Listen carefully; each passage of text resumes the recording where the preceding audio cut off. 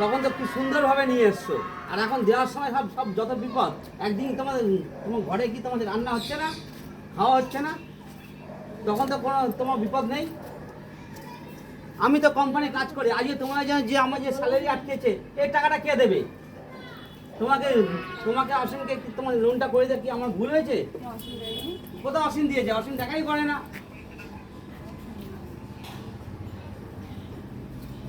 আজকে তোমার সে স্যার এসছে এখানে, কেন আসতে হবে?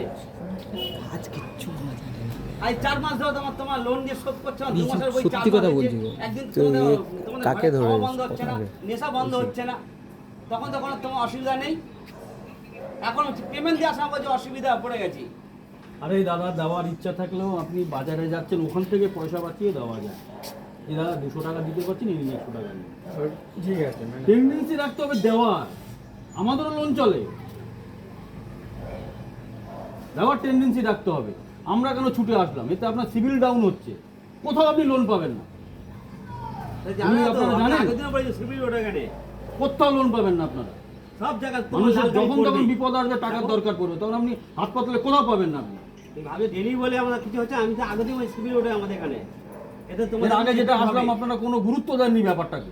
মানুষ বিপদে পড়ে, ঘটনা হচ্ছে আছে 3 মাস 4 মাস যা হচ্ছে দিতে পারোনি, অল্প আরে দাও। ব্যাংকের টাকা, এগুলো আমাদের পকেটের টাকা না, ব্যাংক ছেড়ে দেবে আমাদের। সেটা তো তোমরা কিভাবে কালকে দেবে 15 না দেবে টাকা সেটা তো ছুটি তোমরা তাও কথা আমাদের বলবে। ব্যাংক দৌড় করাচ্ছে। তোমরা ভাবছো কি যে টাকা যে নিয়ে একবার গেছে, এসছে, টাকা ফেলুন। পরের বারে আবার আসবে, আবার ঘুরিয়ে দেবো, এটা তো ঠিক নয়। একবার দুবার 3 বারের বেলা তো সেটা ছাড়বে না। তোমাদের মতন যাদের যাদের লোনের দরকার তাদের ফাইল নিয়ে যাচ্ছি, রেগুলার রিটার্ন করে দিচ্ছে, বলে টাকা নিয়ে গেছেন সেই টাকা আগে ফেলুন, তারপরে লোন যাবে। তার মধ্যে তো ভালো লোক আছে, তারা লোন পাচ্ছে না তোমাদের জন্য। দেওয়ার টেন্ডেন্সি রাখুন যে হ্যাঁ 200 পাচ্ছি না দাদা, আমি 100 টাকা দিচ্ছি। বারোটা কেউ মেরে ফেলবে না, কেটেও ফেলবে। আচ্ছা ঠিক আছে, উনি বিপদে পড়েছে, আমরা ব্যাংকে বলতে পারবো। হ্যালো, রেগুলার সিট বেরোচ্ছে, রেগুলার সিট ব্যাংকে যায়, ব্যাংক তো দেখছে টাকাটা আসছে না দীর্ঘদিন ধরে। প্রতিদিন লিখতে লিখতে আমার হাতই ব্যথা হয়ে যাচ্ছে।